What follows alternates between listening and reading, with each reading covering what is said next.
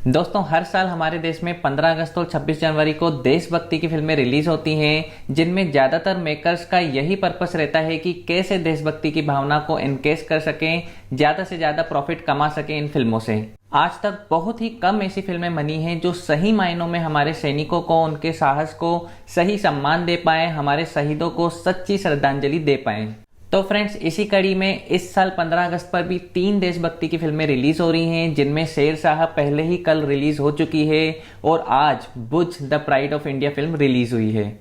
आज के वीडियो में हम बात करेंगे इसी फिल्म के बारे में। लेकिन फ्रेंड्स, इस फिल्म के बारे में बात करने से पहले थोड़ा सा आपको ये फिल्म जिस स्टोरी पे बनी है उसके बारे में थोड़ी सी बेसिक जानकारी आपको दे देता हूँ। दरअसल 1971 में जब ईस्ट पाकिस्तान में विद्रोह हो गया था और नए देश बनाने की बात हो रही थी, तो भारत ने उसका सपोर्ट किया था और इसी कारण इंडिया पाकिस्तान में 1971 में एक बहुत बड़ा युद्ध हुआ था ईस्टर्न साइड पर, ईस्ट पाकिस्तान साइड पर।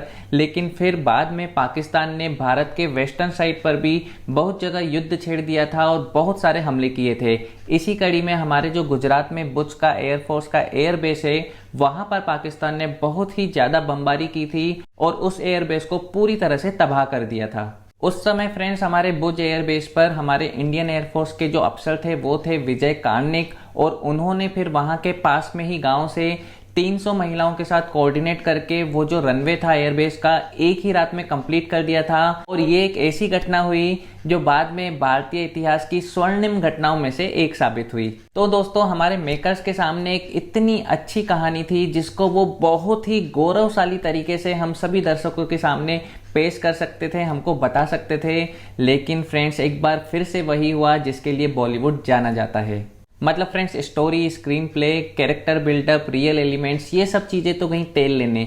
इन मेकर्स को अभी भी ये लगता है कि कुछ 5 से 6 बड़े स्टार्स ले लो, उनको हीरो बनाने वाले वाहियात से सीन डाल दीजिए, कुछ सॉन्ग्स डाल दो और बन गई एक मसालेदार फिल्म।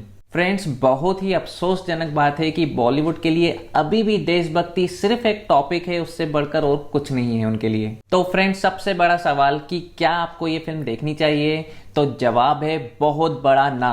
आपको ये फिल्म बिल्कुल भी नहीं देखनी चाहिए। वजह इतनी सारी है कि आप उसको गिनती नहीं कर पाएंगे। लेकिन फिर भी फ्रेंड्स, अगर मैं सबसे बड़ी वजह आपको अगर बताऊं तो इस फिल्म में हमारे इतने अच्छे गौरवशाली इतिहास को, हमारे सैनिकों के कभी न भूलने वाले साहस और पराक्रम को इस फिल्म ने मजाक बनाकर रख दिया है। मतलब इतनी वाहियात वॉर फिल्म आपने शायद ही पहले कभी देखी हो। मतलब स्टोरी का तो कुछ अता पता नहीं है, फिल्म स्टार्ट ही होती है और मतलब मेकर्स क्या दिखाना चाहते हैं आपको समझ में ही नहीं आता। इतनी जल्दी जल्दी चीजें होती जाती हैं और कुछ भी होता जाता है, हम समझ ही नहीं पाते कि आखिर चल क्या रहा है, हमको ये दिखाना क्या चाहते हैं। स्टार्टिंग से लेके लास्ट तक ये पूरी फिल्म में आपको 6 से 7 ये जो कैरेक्टर हैं वही दिखेंगे। किसी भी तरह से कोई स्टोरी बनाने की कोशिश नहीं की गई है, कोई छोटे छोटे कैरेक्टर बनाने की कोशिश नहीं की गई है। सिर्फ ये गिने चुने 6 से 7 जो इन्होंने कैरेक्टर्स लेके रखे हैं, इनको ही ये दिखाते रहते हैं। दूसरी वजह फ्रेंड्स, इस फिल्म में वॉर के सीन दिखाने के लिए काफ़ी सारे वीएफएक्स का इस्तेमाल किया गया है, लेकिन ये वीएफएक्स इतने घटिया हैं कि आपको ऐसा लगता है कि कोई वीडियो गेम चल रहा हो। और वीडियो गेम भी अभी के वीडियो गेम नहीं फ्रेंड्स, 10 साल पहले के वीडियो गेम कोई चल रहा हो। अभी के वीडियो गेम तो फिर भी बहुत ज़्यादा रियलिस्टिक लगते हैं, लेकिन इस मूवी के जो वीएफएक्स हैं बहुत ही ज़्यादा बकवास हैं। और फ्रेंड्स, वॉर सीन के नाम पे भी ऐसा कुछ एक्स्ट्रा ऑर्डिनरी नहीं दिखाया गया है। बार बार बस पाकिस्तानी एयरफोर्स के फाइटर जेट्स आते हैं, हमारे एयरबेस पर अटैक करते हैं, बम गिराते हैं, अटैक करते हैं और चले जाते हैं। बार बार यही सीन एक के बाद एक दिखाया जाता है और कई बार तो ऐसा लगता है कि कहीं ये वही जो पहले सीन दिखाया था वही कोई सीन रिपीट तो नहीं दिखा रहे हैं, क्योंकि इसके अलावा और कुछ भी नया नहीं है वॉर सीन में। फ्रेंड्स, वैसे तो पूरी फिल्म के सीन ही अजीबोगरीब हैं, लेकिन कुछ सीन तो इतने ज़्यादा वाहियात हैं। जैसे कि अगर मैं आपको एक सीन बताऊं कि संजय दत्त का जो पहले तो कैरेक्टर है इसमें खबरी है, और वो खबरी भी ऐसा कि कभी इधर पहुंच जाता है, कभी पाकिस्तान पहुंच जाता है, चलो वहां तक भी ठीक है। लेकिन बीच वॉर में, जब वॉर है, इंडिया के सैनिक यहाँ पे तैयार खड़े हुए हैं, पाकिस्तान के वहां खड़े हुए हैं, उस टाइम भी वो इंडिया के सैनिकों की टुकड़ी से निकल के सीधे वो पाकिस्तान पहुंच जाता है और उनको खबर देता है। मतलब ऐसा कैसे हो सकता है। चलिए वो भी छोड़िए, जब फाइट शुरू होती है उसके बाद संजय दत्त धोती कुर्ता पहनकर, कुल्हाड़ी हाथ में रखकर पाकिस्तानी सैनिकों से लड़ता है, और पाकिस्तानी मतलब एक दो सैनिकों से नहीं, 200-300 सैनिक उसको घेरे रहते हैं, और वो कुल्हाड़ी से सबको उड़ाता रहता है और उसको कुछ भी नहीं होता, और लास्ट में 200-300 सैनिकों की लाशों पर लेटे रहता है और वो बच भी जाता है। मतलब हद है, ऐसा कभी हो सकता है? आपको याद आएगा वाइकिंग्स में जब रेगनॉर लोथब्रोक था जो कुल्हाड़ियों से मारते थे, वो सीन आपको याद आ जाएंगे। लेकिन जब आप वॉर फिल्म बना रहे हो, वो भी सच्ची घटना बना रहे हो, तो ऐसे सीन आप कैसे डाल सकते हो कि कुल्हाड़ी लेके पाकिस्तान के 200-300 सैनिकों को वो मार देता है? मतलब अनबिलीवेबल। दोस्तों इसी सीन में एक और जो कैरेक्टर हैं शरद केलकर जो प्ले कर रहे हैं, उनकी टुकड़ी लड़ती है संजय दत्त के साथ ही, और शरद केलकर को शहीद दिखाया जाता है इसी सीन में कि वो लड़ते लड़ते शहीद हो जाते हैं। लेकिन ये महाशय संजय दत्त जो कुल्हाड़ी पकड़े रहते हैं और धोती कुर्ता जैसे मैंने बताया 200-300 को मार देते हैं, लेकिन ये नहीं मारे जाते, लेकिन जो हमारे सैनिक हैं वो शहीद हो जाते हैं। मतलब इससे बड़ा मजाक हमारे सैनिकों की शहादत के साथ और क्या हो सकता है? आप ही बताइए।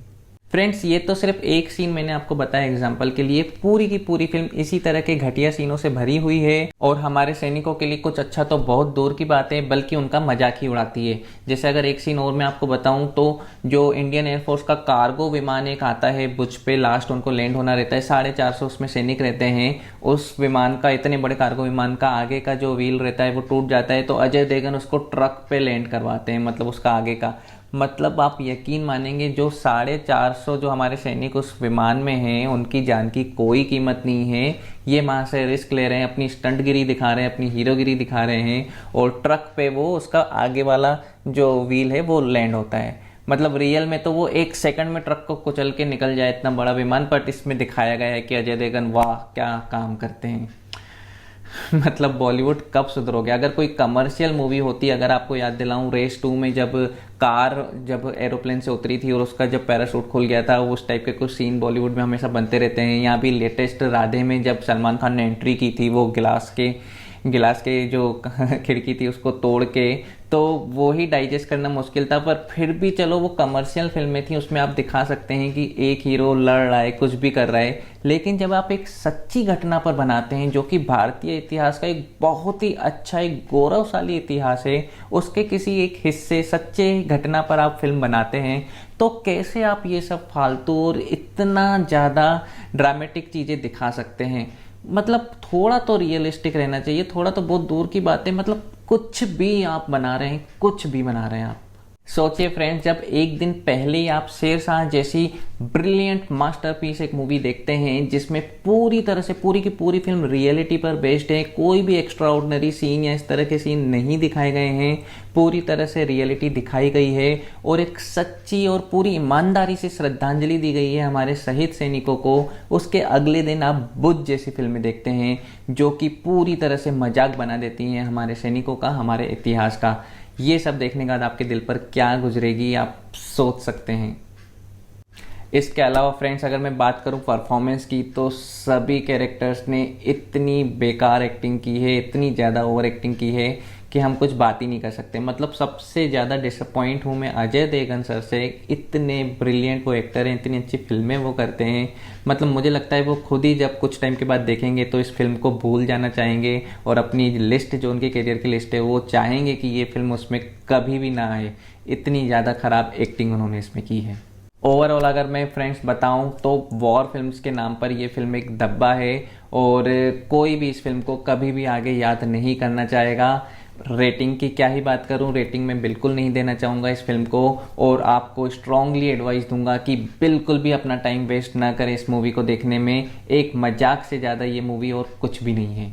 वैसे तो फ्रेंड्स मैं इस मूवी के बारे में और भी बहुत ज़्यादा बातें कर सकता हूँ, बहुत ज़्यादा बुरा इसको बोल सकता हूँ, लेकिन फिर ओवरऑल मैं अपना ही माइंड ख़राब करूँगा, अपना ही मूड ख़राब करूँगा।